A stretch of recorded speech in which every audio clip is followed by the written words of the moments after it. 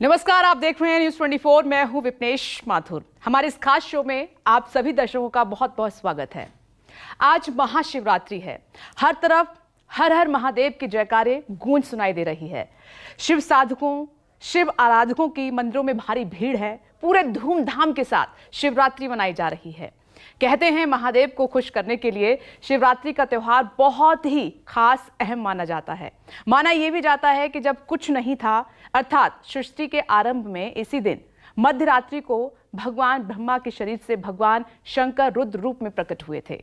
आज इस खास मौके पर हम लेकर आए हैं शिव का संसार। क्या सिखा गए शिव, ये जानने के लिए हमारे साथ बेहद खास मेहमान इस वक्त जुड़ी हुई हैं, जो किसी भी परिचय की मोहताज नहीं है।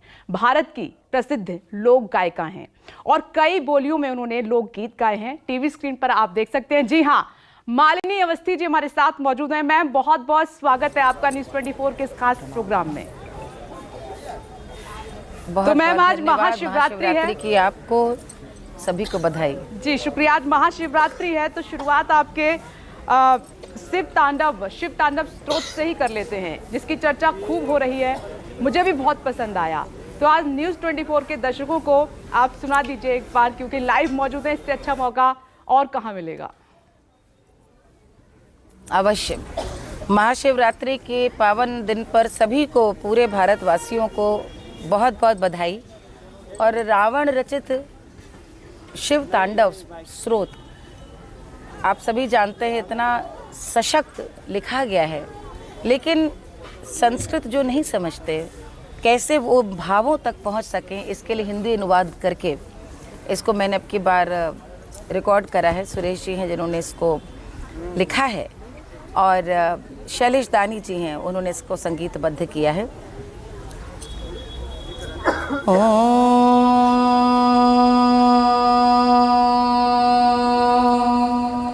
नमः शिवाय। जटा के जल से शीश भाल, कंध सब तरल दिखे, गले में सर्प माल और कंठ में गरल दिखे। डमड डमड निनाद शंभु हाथ में करे करे, निमग्न तांडव प्रभु कृपा करे बला हरे। कपाल भाल दिव्य गंगाधार शोभा मान है, जटा के गर्त में अनेक धारा वेगवान है। ललाट शुभ्र अग्निधारा चंद्र विद्यमान है, वो शिव ही मेरा लक्ष्य, मेरी आत्मा मेरा प्राण है। वो जिनका मन समस्त जग में जीवों का निवास है, वो जिनके वाम भाग माता पार्वती का वास, वो सर्वव्याप्त जिनसे सारी आपदा के नाश हैं, उन्हीं त्रिलोकधारी शिव से मुझको सुख की आस है। वो दे अनोखा सुख जो सुयारे जीवनों के त्राता है, जो लाल भूरे सर्प मणि के सर्पों के अधिष्ठाता है। दिशा की देवियों के मुख पे भिन्न रंग देता है, विशाल गज का चर्म जिनको वस्त्र सा सजाता है। करे हमें समृद्ध वो के चंद्र जिनके भाल है, वो जिनके केश बैठा सिर पे बैठा लिंग लाल है। पुष्पों का गहरा रंग जिनके पाद का प्रक्षाल है, वो जिनकी महिमा इंद्र ब्रह्मा विष्णु से विशाल है। इसी तरह से है पूरा संपूर्ण। बहुत खूबसूरत, बहुत खूबसूरत शिव स्तोत्र। मालिनी अवस्थी जी, आज महाशिवरात्रि है और मंदिरों में, शिवालयों में आप देख रहे हैं कि जयकारों से तमाम मंदिर गूंज रहे हैं। आज हम, क्योंकि भगवान शिव का हर वक्त कुछ ना कुछ उनके बारे में ज़रूर जानता है, थोड़ा सा आज हम और उनको जानने की कोशिश कर रहे हैं आपके माध्यम से। तो शिव का क्या मतलब है और भगवान शिव क्या सीख देते हैं, आप अपनी भाषा में कैसे परिभाषित करेंगी आज उन्हें? देखिए, मैं तो इस समय कानपुर में पनकी में भगवान शिव मंदिर के ही सामने, वहीं पर उनके आशीर्वाद में वहीं बैठी हूँ। और आप सुबह से यहाँ भंडारा चल रहा है, लोग आ रहे हैं जा रहे हैं। महादेव तो भारत की आत्मा है, भारत की आत्मा में वास करते हैं। और आज के दिन हम सब जानते हैं प्रकृति पुरुष का मिलन हुआ, यानी पार्वती और शिव एकाकार हुए, विवाह हुआ उनका। और हमारी संस्कृति में शिव और पार्वती को आदि पुरुष यानी पति पत्नी माना गया है। साथ ही साथ आज के दिन मानते हैं कि जो अमूर्त रूप था भोलेनाथ का, तो पहला स्वयंभू ज्योतिर्लिंग आज के दिन ही प्रकट हुआ। आज के दिन उनको हम साकार मानते हैं। तो साकार हैं, निराकार हैं, आदि अनंत हैं, ऐसे महादेव की कृपा कहाँ से मैं प्रारंभ करूं, लेकिन इतना मुझे ज़रूर समझ में आता है, चूँकि कलाकार हूँ और कला के जितने आयाम हैं सब शिव के ही मुख से निकले हैं। आप देखें कि संगीत का जो नाद है, पहला नाद ओम, वो भी भगवान शिव से प्रकट हुआ।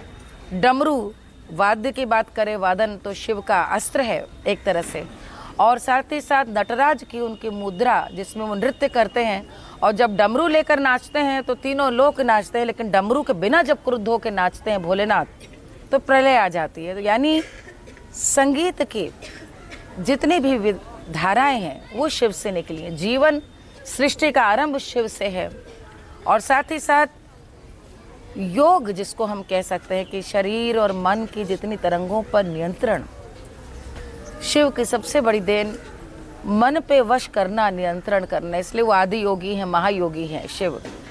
आज के संदर्भ में मुझे लगता है कि भोलेनाथ को हम लोक में जिस रूप में जानते हैं, जहाँ पे वो अवघड़ स्वरूप है उनका, मसानवासी हैं बाबा, भोला भंडारी हैं, और ऐसे अनेक गीत हैं जिनकी में बाबा का यही भोला भंडारी स्वरूप वर्णित है। और एक चीज़ मुझे लगता है मुझे कहनी चाहिए कि भारत का जो लोकमानस है वो बड़ा फक्कड़, जो बहुत ही सरल और भोला भंडारी है, इसलिए शिव से कहीं ना कहीं अपने आप को बहुत जुड़ा हुआ भी महसूस करता है कि एक देव ऐसे हैं जिनको प्रसन्न करने के लिए आपको जल अर्पित करना है। वन में जाएंगे कुछ नहीं मिलेगा तो अभी आप जल अर्पित कर दें, आशुतोष हैं प्रसन्न हो जाएंगे। वन में कुछ नहीं मिलेगा तो इस मौसम की जो ऋतु फल हैं आप देखें, वो चाहे वो इस समय मंदार का पुष्प हो या बेर हो, कुछ नहीं तो बेल पत्र हो, आप शिव की आराधना सबसे सरल है और शिव को प्रसन्न करना भी सबसे सरल है। लेकिन ऐसे नीलकंठ जिन्होंने सृष्टि को आनंद देने के लिए उसका समस्त विष को भी गरल में मन में पी लिया हो, ऐसे शिव के क्या स्वरूप होगा जिनके माथे पे शीतलता प्रदान करने के लिए चंद्रमा हो, जिनके शीश, जिनकी जटाओं पर गंगा विद्यमान हो, जिनकी कमंडल से सृष्टि का सृजन धीरे धीरे धीरे धीरे आकार पा रहा हो, और वो शिव जो इस पूरे सृष्टि के संहार के एकमात्र कारण है, उन्हें प्रसन्न करना, मगन रहना। आप देखिए शिव का जो स्वरूप है, किसी भी व्यक्ति की यदि तीसरा नेत्र हो आपको देखकर भय लगेगा। उनके यदि आप देखें तो चारों ओर मुंडमाल है गले में और विषधर कंठ में लपेटे हुए हैं, किसी को भी ये स्वरूप देखकर भय होगा। लेकिन महादेव की छवि देखकर हमारे मन में एक श्रद्धा का भाव आता है, भोलेनाथ हैं, ना भी भोला है, इसीलिए हम उनकी पूजा करते हैं। मुझे लगता है भारत की आम लोकमानस के हृदय में शिव की यही छवि प्रतिष्ठित है, जिसमें वो इतने सरल हैं, इतने भोले हैं, कोई आडंबर नहीं। बागंबर पड़ा है वही पहन लेते हैं, शमशान की धुनी है वही उनका श्रृंगार है। जिसको जिसको समाज ने, जिसको जिसको इस सृष्टि ने ठुकराया, त्याजा, वो सब कुछ शिव का आभूषण बन गए। जितने भी विषधर हैं वो भोलेनाथ के श्रृंगार हैं। आप यदि शंकर जी के इसीलिए बारात का भी वर्णन हम सुनते हैं, जो आज के दिन विवाह हुआ था, बिल्कुल, तो उसमें भी आप देखिए कि पूरा बाराती भी वही सब है। जी बिल्कुल मैम, आपने और भी कई लोकगीत गाए हैं, जैसे कि शिव शंकर चले, कैलाश शिव जोगिया। मैं चाहूंगी थोड़ा सा ये भी गुनगुना दीजिए, आज पावन पर्व है।